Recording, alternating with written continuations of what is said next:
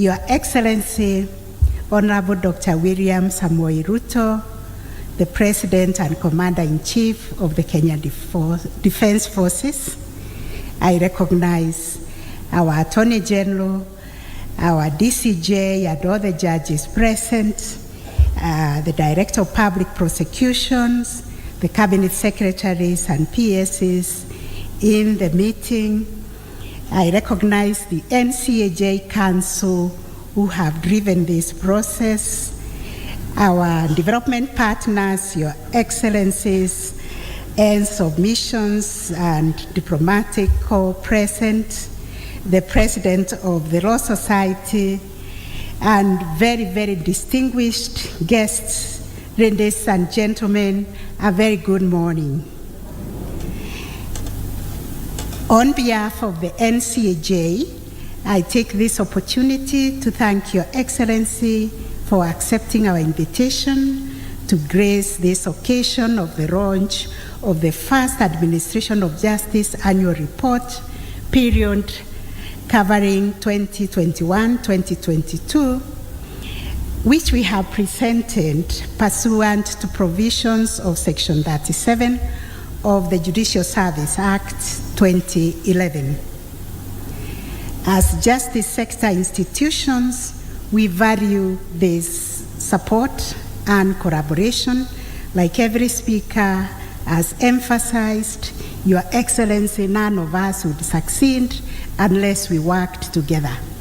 And just to allay the fears about our independence, which we guard most jealously, we confirm in all our meetings we never discuss the merit of any matter. We only discuss the administration of justice. Are we delivering justice to our people? That is the question we ask ourselves all the time.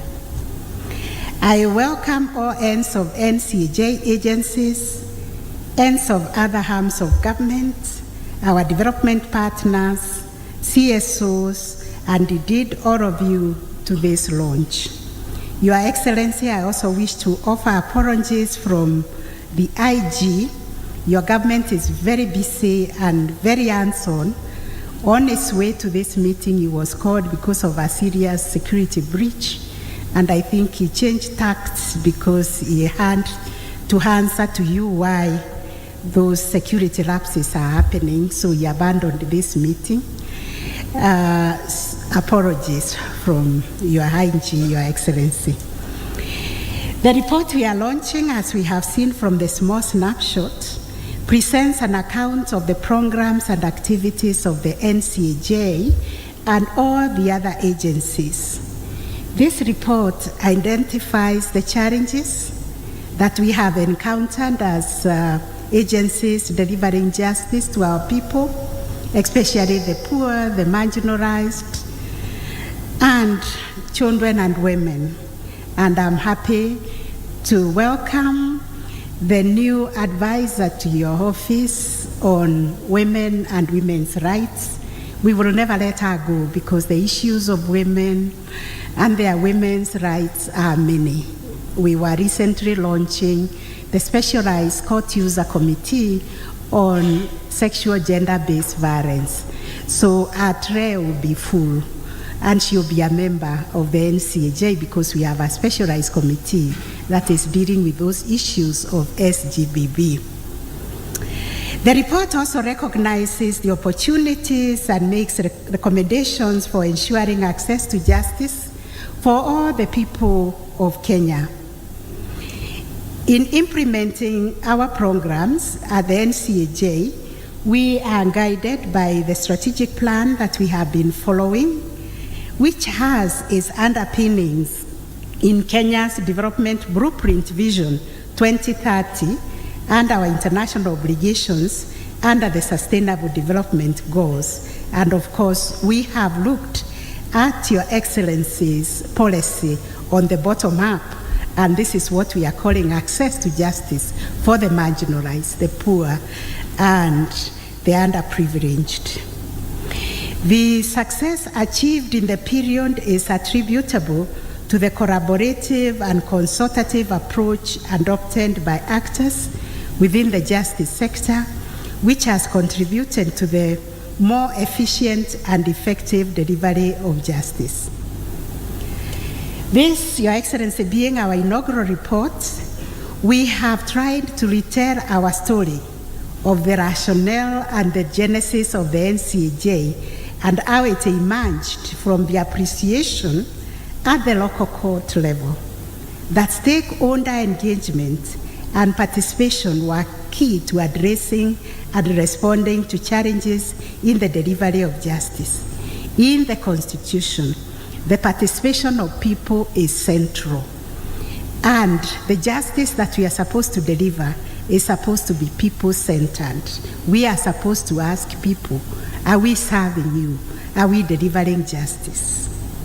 This organic growth has been entrenched in statute following the recommendation of the task force on the judicial reforms that was made in 2010. Since its inception in 2011, the NCAJ has provided a platform for all the actors in the justice sector to design responses to the challenges within the justice sector.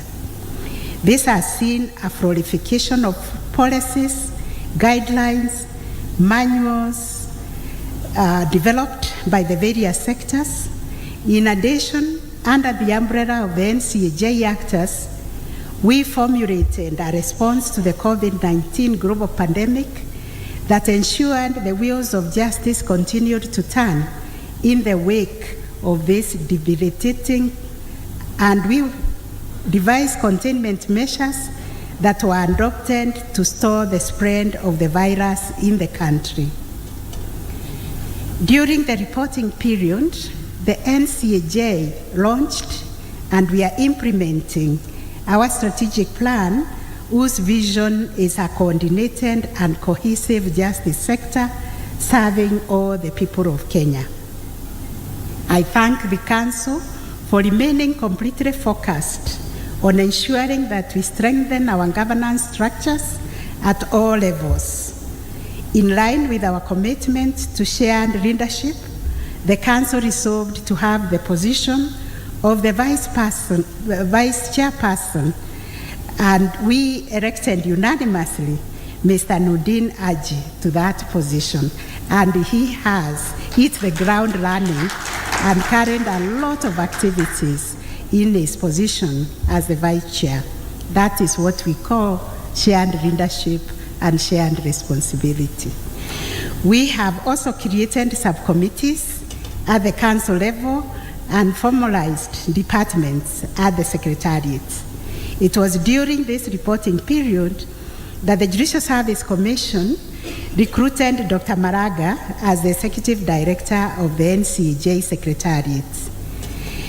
The NCAJ Council remains focused on deepening criminal justice reforms. In May 2022, as you have seen, Your Excellency, on the small clip, we successfully convened the second National Conference on Criminal Justice Reforms, dubbed towards a right-based criminal justice sector.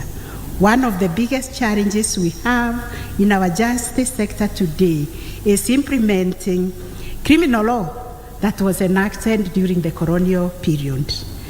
Therefore, during this conference, participants delved on topics such as leveraging technology to enhance access to justice, ensuring that we safeguard human rights in the administration of justice, that we enhance access to justice for the vulnerable groups, and tackling corruption in the justice sector and in our country at large. I will therefore encourage all of us to read the report and the details on its recommendations.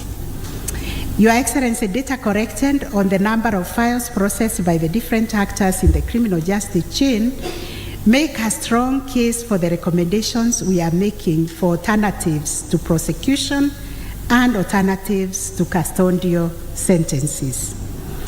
During this period, the NCAJ Council also focused on civil justice reforms, and we felt we needed to launch a specialized court user committee for commercial courts Environment and Land Courts, and recently SGBB. At the Council, we established a working committee on civil justice reforms and a department for civil justice reforms at the Secretariat level. Owing to the concerted efforts of the agencies, the period witnessed an increase in the number of matters resolved through NDR. We have also been asked as the judiciary by the Council to expedite the commercial justice cases that are pending at the Commercial Division, and we have agreed as the judiciary to set time assigned in the month of February to do an RRI, or a Rapid Results Initiative, on tax matters. At the heart of the NCAJ lies the court user committees, which is the novel approach increasingly recognized at the regional and international level as a best practice in the administration of justice. I've been called to share our experiences outside of Kenya on how we run the court users committees. In 2021, we hosted a benchmarking delegation led by the Chief Justice of Mozambique, who came here to learn and draw from our experiences on how to set up and manage a court user committee. During the reporting period, NCAJ expanded the numbers of CUCs by 26%. We are now operating at 236. We have now specialized court users committees for children. Your Excellency, the whole of November, we were looking at the welfare of our children. And one of the clarion calls at that meeting, which I attended the symposium to end the service week, was let every Kenyan ask Alia Mtoto. Every morning let us ask, how are our children? And I was happy, Your Excellency, the other night when I watched you on TV, reminding parents to take the responsibility of finding out how their children's day in school was. Did they have homework? And if they have homework, how can the parent help? This is a conversation we need to continue having so that we can rescue our children who are being disconnected from the society and being termed delinquent. They are being termed delinquent because of a failure of a system. We are supposed to take care of our children. We've also set aside Environment and Land CUC and Commercial Court CUC. At the grassroots level, CUCs are instrumental in unlocking barriers to the administration of justice. I am based here in Nairobi with the Deputy Chief Justice. We are not in every court. So we've been calling upon our ends of stations, our presiding judges in the region to take charge of the leadership of the CUCs, together with the DPP and the AG office. They run very vibrant CUCs with other agencies. Most of them have devised very effective case clearance innovations, enhancing the overall performance of our justice system. It is apt to recognize a few of these pace setters, such as Kapsabet Law Court CUC, Vihiga Court CUC, Diwa CUC. If their representatives are present, I would actually invite them to stand because they have been very, very innovative so that Your Excellency can recognize these are our champions for how we can join hands together and work together for the benefit of our people. Thank you very much, and please be seated. The efforts of the NCAJ Standing Committee on the Administration of Justice in Children Matters bore fruit with the enactment of the Children Act 2022. Implementing the Act, Your Excellency, will contribute greatly to protecting children's rights. Working with the judiciary, the committee has now institutionalized November as the Child Justice Service Month. This intervention has contributed to increased awareness of child rights and needs within the justice sector and accelerated the disposal of matters, as well as raising awareness within the society. Who is a child? And what is the requirement? What is parental responsibility? What is community responsibility over a child? The NCAJ, in acknowledging the unique vulnerabilities of survivors of victims of SGBB, revamped our working committee on sexual and gender-based violence and developed standard operating guidelines on sexual and gender-based violence.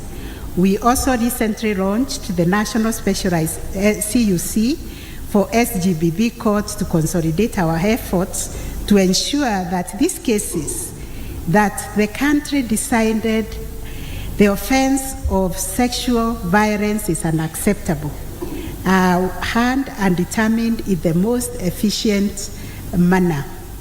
While we were launching this court, our attention was drawn, Your Excellency, to harmful practices that are taking place in some corners of this country, where girls, young girls, are being prepared for FGM.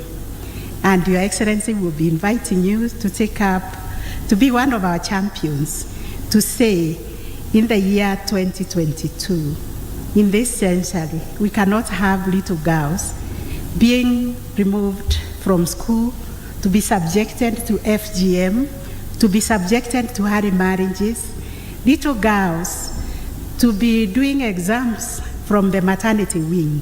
We have to say no to sexual and gender-based violence. We must protect our society. We must protect our children, because at the end of the day, they become a burden to the government. The government will have to look after the mother who is a child and the child who is born. So we have to protect ourselves, and NCAJ recognizes that we have a role to play in that, because our members of the court users committees are present in those sites, in those locations, and therefore the question we'll be asking within ourselves is who is sleeping on their job, because there is a county commissioner, there is a chief, there is a OCS, there is a OCPD, there is a court within the region.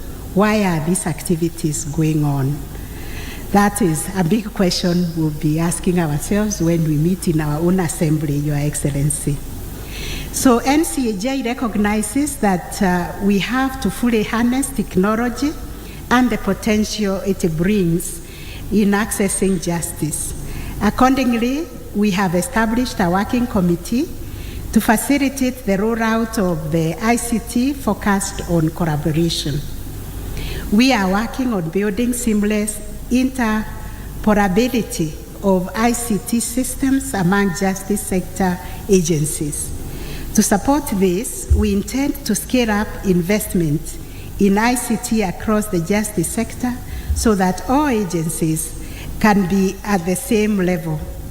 Given our strong belief, and also which we share with Your Excellency, on the effectiveness of ICT as an enabler also of justice, we hope that the National Treasury can ring-fence budgetary allocation specifically targeted to ICT for justice sector agencies to ensure undisrupted delivery of justice.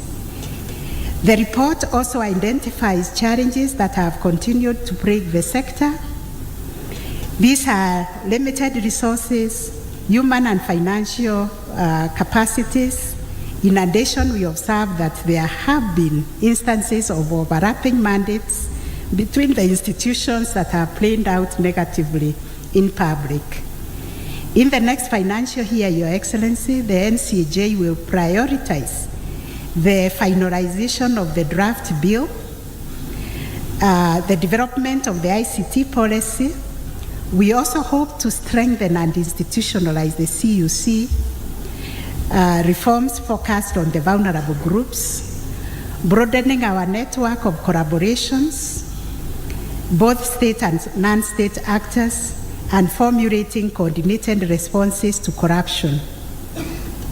We will look at the National Treasury and our development partners for continued support.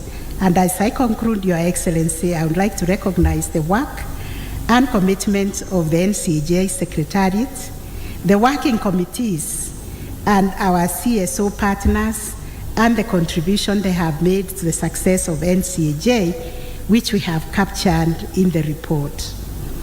The council that I chair remains absolutely committed to supporting the work of the Secretariat and working committees of the NCAJ and strengthening the partnerships that we have enjoyed from our development partners. Finally, please join me in celebrating the team that has worked tirelessly to compile the report that we are launching today, led by Dr. Moses Maraga, the Executive Director of NCAJ, our valued development partners, CSOs who have partnered with us in financing many of the programs covered in the year under review. Once again, Your Excellency, I thank you for making time to come and encourage us, because we are all about interagency, interdependence, collaboration, and cooperation, because at the end of the day, we serve one Kenyan. The one Kenyans have named Wanjiku.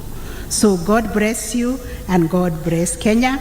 And now it is my very, very singular honor and privilege to invite Your Excellency, the President, to deliver your keynote address to us this morning. Thank you very much.